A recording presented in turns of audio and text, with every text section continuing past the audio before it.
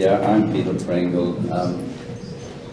My case happened in Ireland on the 27th of November 1980. I was wrongly convicted and sentenced to death by hanging. My hanging date was given as the 19th of December of that year, 3 weeks later. Because my lawyers made an application for leave to appeal, the execution was stayed, and I was brought down to the top security prison in Portlaoise Prison, where I was put in a death cell which had no windows, fluorescent lights on all the time, day and night, and always 2 jailers in my presence, even when I went to the toilet. And actually there were generally 3 or 4 jailers in the cell at the time. In the cell. And just before Christmas of that year, while I was sitting in the cell, I heard 3 jailers discussing what role they might have to play in my hanging. Oh, jeez. Now they were as close to me as you are there in front of me. And they knew I was listening, and they spoke as if I didn't exist, as if I wasn't a human being at all. They had been told that 2 jailers would have to participate and help in the execution, and they concluded that the role they would have to play would be that when my body went down to the gallows, there would be 2 jailers underneath, and each one would have to pull on a leg to make sure my neck was broken. And this was discussed as if I wasn't there, as if I didn't exist, as if I wasn't a human being. And I often relate this because it illustrates basically the inhumanity of the death penalty. The whole purpose of it is to dehumanize people, and it even dehumanizes the jailers. So they then discussed, would they be asked to volunteer to do the job, or would they be instructed? And either way, what bonus were they going to get? Because of course this wasn't part of their normal work, so they expected they should be paid a substantial bonus. And I was already angry over what had been done to me, being sentenced to death for a crime I didn't commit. And this made me more angry. And it also made me down, put me down, made me feel almost as if I wasn't human.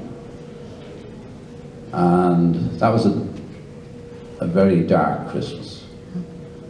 And about a week after Christmas, I received a postcard in the post from a woman I didn't know, and still don't know who she was. But she, in her postcard, told me that on St. Stephen's Day, which is the day after Christmas, she was walking on the beach, grieving for her brother, whose name was Peter, and who was a seaman, and who had been killed in an accident on his ship at sea.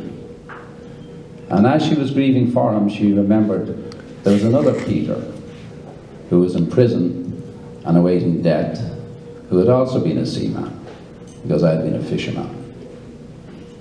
And she just wanted to tell me that she was thinking of me and wishing me well. Now,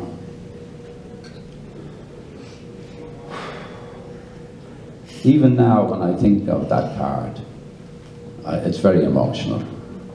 But it lifted my heart. It lifted my heart and my being and my spirit outside of that death cell. It gave me a strength that at the time I didn't know I had. And as a result of getting that card and the euphoric sense I had of myself then, that I had found my humanity again, I faced the realization that the very worst thing that they could do to me was to kill me. And once I was able to face that realization in those sort of stark terms, for some reason I found a peace within myself and a strength within myself. And I knew with a certainty that while I was in prison physically, they could not imprison my mind, they could not imprison my heart, and they could not imprison my spirit. And I determined that while I was in that death cell, I would live within those realms of myself. and ignore them on the physical things they were doing. And that's what got me through. That's what got me through. Because that little postcard from a lady I didn't even know existed up to then. And I still don't know who she is. And I've often shared this in Ireland in the hope that maybe someday she might come forward, but she has chosen not to do so. And that's fine, I honour that. But I'll be eternally grateful to her. Because when I needed it most, I got the lift I needed to get through the ordeal. Thank you.